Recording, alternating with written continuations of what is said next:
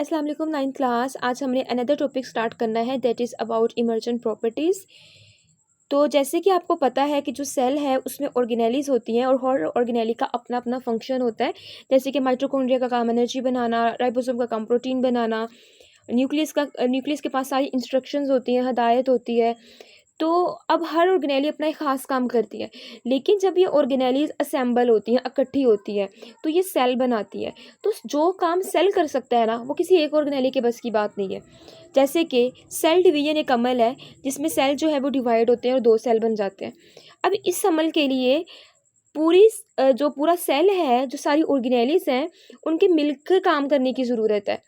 अगर इनमें से कोई एक ऑर्गेनेली कहे कि माइटोकॉन्ड्रिया सिर्फ जो है एनर्जी दे और सेल डिवाइड हो जाए, ऐसा पॉसिबल नहीं है। तो सेल की डिवीजन के लिए तमाम ऑर्गेनेलीज ने अपना अपना रोल प्ले करना है। जैसे कि माइटोकॉन्ड्रिया ने सेल को डिवाइड होने के लिए एनर्जी देनी है, सेल की डिवीजन में प्रोटीन्स राइबोसोम ने देनी है, सेल की डिवाइड होने में जो सारी इंस्ट्रक्शंस हैं, हदायत है, वो न्यूक्लियस देगा। तो इसी तरह तमाम ऑर्गेनेलीज मिलकर काम करेंगी, तभी एक प्रोसेस हो सकेगा। इसी तरह लेट्स से कि अब सेल के अंदर प्रोटीन बननी है, तो प्रोटीन ज़ाहिर बात है राइबोसोम बनाएगा, लेकिन उस प्रोटीन को बनाने की जो इंस्ट्रक्शन है वो तो ये न्यूक्लियस देगा ना। ये बिल्कुल ऐसे ही कि जैसे जो डिश है वो तो चूल्हे पे बननी है, लेकिन उसको बनाने की जो सारी इंस्ट्रक्शन है वो तो आपके पास रेसिपी लिखी होगी, तभी आप उसको बना सकोगे ना। आपके पास सारा सामान है और बनाने के लिए चूल्हा भी है, सामान भी है, लेकिन आप उसको तब तक नहीं बना सकोगे जब तक आपको उसका मेथड नहीं पता होगा। तो राइबोसोम ने प्रोटीन बना देनी है, लेकिन उसको बनाने के लिए इंस्ट्रक्शन किसने देनी है? न्यूक्लियस ने देनी है, ठीक है। और उसमें राइबोसोम का भी साइटोप्लाज्म का भी रोल है। यानी कि एक कोई काम अगर सेल करवा रहा है ना, तो ये नहीं होता कि सेल में कोई एक ऑर्गेनेली सिर्फ उसमें इन्वॉल्व है, बल्कि सारी ऑर्गेनेलीज मिलकर वो काम करवा रही होती हैं। इसी तरह लेट्स से टिश्यू की अगर हम बात करें, सेल्स जो है वो मिलके टिश्यू बनाते हैं। तो एक सेल जो है वो काम नहीं कर सकता जो टिश्यूज मिलके कर सकते हैं। कैसे? लेट्स से स्टमक की अगर हम बात करें, तो स्टमक में जैसे कि ग्रुप ऑफ सेल्स होते हैं जो कि एपिथेलियल टिश्यू बनाते हैं। ये हम लास्ट लेक्चर में बड़ी डिटेल के साथ पढ़ चुके थे कि टिश्यू कैसे बनते हैं, सेल से टिश्यूज कैसे बनते हैं। तो एपिथेलियल टिश्यू का काम है इसने जूस खारिज करना है। अब जो जूस है ये एक सेल के बस की बात नहीं है कि अगर हम कहें कि इस एपिथेलियल टिश्यू में एक सेल है और एक सेल वो जूस खारिज कर देगा और ये जूस जो है काफ़ी होगा खुराक को हजम करने के लिए। तो ऐसा हो ही नहीं सकता जब तक इस टिश्यू में सारे सेल जो हैं वो अपने अपने हिस्से का जूस खारिज ना कर दें। तो जिसकी वजह से क्या होगा, स्टमक में इतना जूस प्रोड्यूस हो जाएगा जो कि खुराक को ब्रेक करवाएगा। सेम इसी तरह जैसे कि मस्कुलर टिश्यू है जिसने स्टमक में हरकत करवानी है, तो अगर कोई एक सेल है, वो एक सेल जो है ये कहते हैं मैं हरकत करवाता हूँ, तो स्टमक में पूरे में हरकत ही नहीं हो सकती जब तक सारे सेल्स जो हैं वो मिलकर काम ना कर ले। तो कहने से मुराद ये है कि जो टिश्यू काम कर सकता है ना, वो सेल नहीं कर सकता, वो अकेला इनफरादी सेल नहीं कर सकता। इसी तरह आपको पता है कि जो टिश्यूज़ हैं वो मिलके ऑर्गन बनाते हैं। जैसे कि इसको समझने के लिए हम एग्जांपल लेते हैं हार्ट की।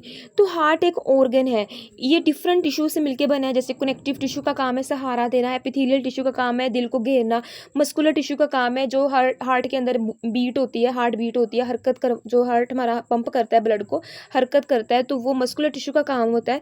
तो ऐसा नहीं है कि हम कहें कि सिर्फ मस्कुलर टिश्यू काम करें तो हार्ट हरकत कर लेगा, बीट करेगा, काम करेगा, जबकि हार्ट को प्रोटेक्शन भी तो चाहिए ना, तो वो कनेक्टिव टिश्यू देगा। तो बेशक काम उसका मेन है ब्लड को पंप करना, लेकिन वो करवाने के लिए तमाम टिश्यूज़ का मिलकर काम करना ज़रूरी है। यानी कि कोई एक टिश्यू जो है वो हार्ट को काम नहीं करवा सकता जब तक सारे टिश्यूज़ मिलकर वो काम नहीं करवा लेते। इसी तरह से ऑर्गन्स जो हैं वो मिलकर ऑर्गन सिस्टम बनाते हैं। जैसे कि डाइजेस्टिव सिस्टम है, डाइजेस्टिव सिस्टम एग्जांपल हमारी बॉडी में ऑर्गन सिस्टम की। तो डाइजेस्टिव सिस्टम का काम है कि इसने खुराक को ब्रेक करवाना है और उस ब्रेक हुई खुराक को बॉडी में ब्लड में जज़ब करवाना है। तो अब जो ये इसका मेन फंक्शन है, लेकिन इस फंक्शन को करवाने के लिए उसके उसके पास डिफरेंट ऑर्गन्स है। जैसे माउथ है, इसोफिगस है, जो कि खुराक को स्टमक तक भेजेगा, स्टमक ने खुराक को ब्रेक करवाना है, लीवर ने फैट्स की ब्रेकडाउन में हेल्प करनी है, स्मॉल इंटेस्टाइन है, लार्ज इंटेस्टाइन ने पानी को अब्जॉर्ब करवाना है। तो यानी कि ये तमाम अपने अपने हिस्से का रोल प्ले करेंगे, जिसकी वजह से जो खुराक है वो ब्रेक हो सकेगी। ऐसा नहीं हो सकता कि स्टमक सिर्फ काम करे और बाकी सब काम ना करें तो खुराक ब्रेक हो जाएगी। यानी कि ऑर्गन सिस्टम, जो एक पूरा ऑर्गन सिस्टम जो काम कर सकता है, वो कोई एक ऑर्गन जो है ना नहीं कर सकता। तो इसमें हम कहेंगे कि डाइजेस्टिव सिस्टम की ये वाली जो प्रॉपर्टी है ना, कि ये खुराक को ब्रेक करवा सकता है, ये इसकी इमर्जेंट प्रॉपर्टी है। तो हम बेसिकली पढ़ के आ रहे हैं इमर्जेंट प्रॉपर्टीज़, यानी कि इस इमर्जेंट प्रॉपर्टी के कंसेप्ट को समझाने के लिए मैं आपको एग्जांपल देती हूँ। लेट्स से कि आप की जो पूरी क्लास है ना, उसमें उन्होंने मॉडल्स बनाने हैं बायो से रिलेटेड, 10 मॉडल्स बनाने हैं और 2 दिन में बनाने हैं किसी एक स्टूडेंट ने। तो वो किसी एक स्टूडेंट की बस की बात नहीं है कि वो 10 मॉडल्स 2 दिन में बना सके। तो ऐसे में क्या होगा कि बाकी सारे स्टूडेंट्स, अगर पूरी क्लास मिलकर 2 दिन में वो सारे 10 मॉडल्स बना सकती है, यानी कि किसी एक के बस की बात नहीं थी। लेकिन जब वो सब मिले तो पूरी क्लास ने जब वो मॉडल्स बना लिए, तो उनकी वो एक प्रॉपर्टी सामने आई, उनकी वो एक खासियत सामने आई। तो अब वो प्रॉपर्टी उनकी इमर्ज हो गई है। इमर्ज से मुराद ये है कि अब वो प्रॉपर्टी उनकी सामने आ गई है, ज़ाहिर हो गई है, जो कि एक में नहीं थी, मतलब एक के बस की बात नहीं थी। लेकिन जब सब ने मिल के किया, सेम इसी तरह, यानी कि एक सेल के बस की बात नहीं थी कि वो मैदे में इतना जूस बनाए कि खुराक हजम हो सके। लेकिन जब सब टिश्यू ने मिलके किया तो जूस जो है वो खारिज हो गया। तो ये जूस का खारिज होना एक इमर्जेंट प्रॉपर्टी है, ठीक है। तो इसी तरह जैसे कि हार्ट जो है इस ये ब्लड पंप करता है, तो इसका ब्लड का पंप करना ये खासियत एक इमर्जेंट खासियत है, जो कि तमाम जब टिश्यूज़ मिलकर काम करेंगे तब नज़र आएगी। अगर एक टिश्यू करेगा ना काम, तो तब वो वाजिया नहीं होगी। तो होप सो आपको ये समझ आ गई होगी। इसी तरह से जब ऑर्गन सिस्टम्स हैं, ऑर्गन सिस्टम्स जो है ना मिलके ऑर्गेनिज्म बनाते हैं। तो अब ऑर्गेनिज्म, जैसे कि अगर हम एग्जांपल है इंसान की, तो ह्यूमन जो है कोई भी एक काम करता है, लेट्स से लिखता है, आप लिख रहे हो, भाग रहे हो, या कोई भी काम कर रहे हो, कोई भी एक्शन है, लेट्स से कि हमारी बॉडी गर्मी के अकॉर्डिंग, सर्दी के अकॉर्डिंग उस माहौल में एडजस्ट होती है, सेट होती है। तो कोई भी काम हमारी बॉडी कर रही है ना, तो उसमें कोई एक सिस्टम नहीं आता। मिसाल के तौर पे इसको समझने के लिए मैं एक आपको एग्जांपल देती हूँ। लेट्स से एक लड़का जो है ना बॉल पकड़ने के लिए भागता है।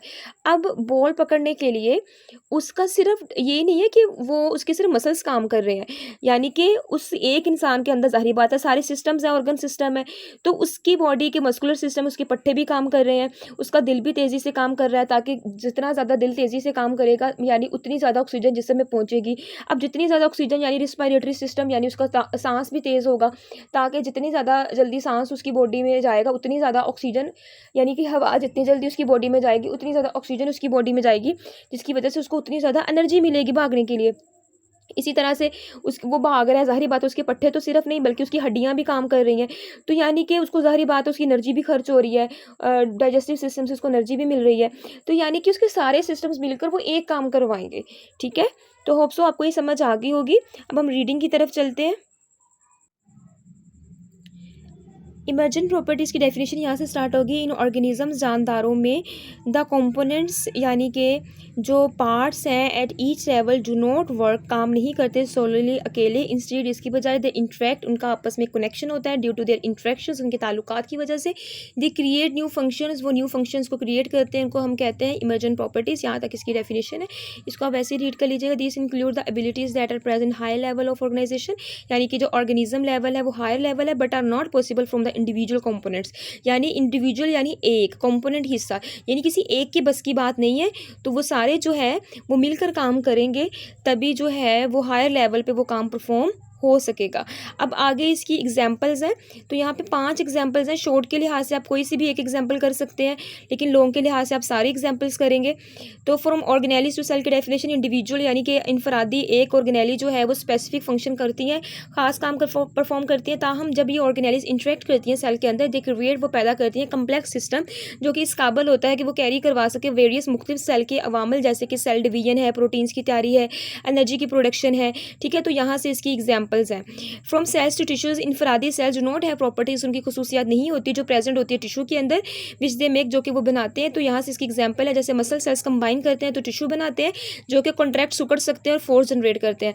जैसे कि हमारे बाजू के जो मसल्स हैं, तो जब ये मसल सेल्स सुकड़ते हैं, इनकी लेंथ कम होती है तो उनके ये सुकड़ते हैं, जिसकी वजह से एक फोर्स पैदा करते हैं जनरेट, जिसकी वजह से हम अपने आगे वाली बाजू को ऊपर उठा सकते हैं उसी फोर्स की वजह से।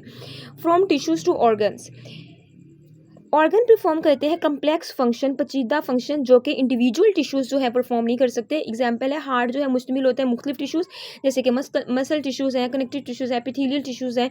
द कोऑर्डिनेटेड इंट्रैक्शन, कोऑर्डिनेटेड कहते हैं मिलजुल के, इंट्रैक्शन जो उनका ताल्लुकात होते हैं दीज टिश्यूज़, इंट्रैक्शन कहते हैं कनेक्शन को, यानी कि इनके मिलकर काम करने को, ऑफ दीज टिश्यूज़ अलाउ करेगी हार्ट को कि वो ब्लड को पंप करे थ्रू आउट पूरी बॉडी में।